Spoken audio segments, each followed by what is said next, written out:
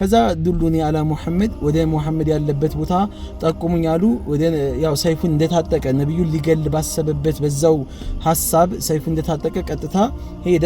ልክ እዛ በሚደርስበት ሰዓት ላይ አንድ ሰው ያየዋል ዑመርን። ከዛ ነብዩ እዛው ቤት ውስጥ ቁጭ ብለው ዱዓ ያደረጉ ነበር፣ እየሰገዱ ነበርና ድምጹን ከፍ አድርጎ ለነብዩ ነገራቸው። ምን አለ? فقال لهم ልክ አንቱ የአላህ መልእክተኛ ሆይ ዑመር መጣ ሲላቸው ሐምዛ ደግሞ እዛው አካባቢ ነበርና እዛ ሐምዛ ድምጽ ይሰማል። ማለኩም ይላቸዋል። ሐምዛ ምን ነክቷችሁ ነው? ምንድነው ጩኸቱ ምናምን ሲል እዛ ቃሉ ዑመር መጣ ብለዋሉ። በጣም ይፈራ ነበር፣ በጣም ዝነኛ ነበረ። فقال وعمر አለ ዑመር መጣ አለ ሐምዛም ጀግና ነበር።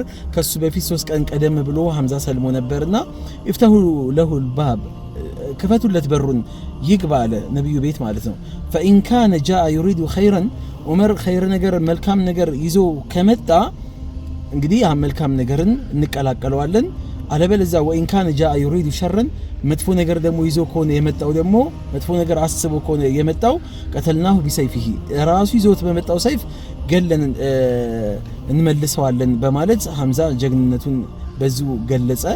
የአላህ መልእክተኛ ደግሞ ገብተው ነበረ፣ ወህይ ይወረደላቸው ነበርም ይባላል። እዛው ዱዓም ያደረጉ ነበርና ከዛ እዛው ባሉበት ይሄን ድምጽ ይሰማሉ።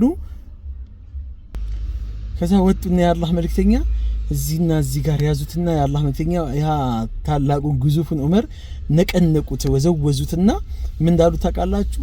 አማ አንተ ሙንተሂየን ያ ዑመር አይበቃህም ወይ አንተ ዑመር ወይ ሐታ ينزل الله بك الخزي አላህ ውርደት እስከሚያከናንብህ ድረስ ነው የምትጠብቀው። ወነካል ቅጣት እስከሚያመጣብህ ድረስ ነው የምትጠብቀው። ማ ነዘለ بالوليد ابن مغيرة ወሊድ ኢብኑ ሙጊራ ላይ እንደወረደው ሌሎችም ላይ እንደወረደው አላህ አንተ ላይ እስከሚያመጣብህ ነው እንደምትጠብቀው ብለው እየነቀነቁት እየወዘወዙት አይበቃህም ወይ አንተ ዑመር በቃ ይሉታል። اللهم هذا عمر بن الخطاب ከዛ በኋላ ዱዓቸውን ቀጠሉ። የአላህ መልእክተኛ አላህ ጌታዬ ወይ ይሄ ዑመር ብን الخطاب ነው። اللهم اعز الاسلام بعمر بن الخطاب او بابي جهل የሚለውን ተውትና ያ አላህ እስልምናን በዑመር ብን الخطاب አልቀው የበላይ አድርገው ብለው ዱዓ አደረጉ። ዑመርን እየነቀነቁት فقال ዑመር አለ አሽሀዱ አን ላ ኢላሃ ኢላላህ ወአነከ ረሱሉላህ ካንተ በስተቀር በእውነት የሚመለክ አምላክ አላህ በስተቀር በእውነት የሚመለክ አምላክ አለመኖሩን እመሰክራለሁ፣ አንተም የአላህ መልእክተኛ መሆንህን እመሰክራለሁ ብሎ እስልምናን ተቀበለ።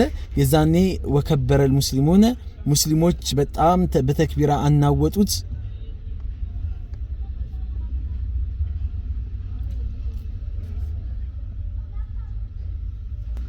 በጣም ሙስሊሞች በተክቢራ አናወጡት። ከሃዲያኖች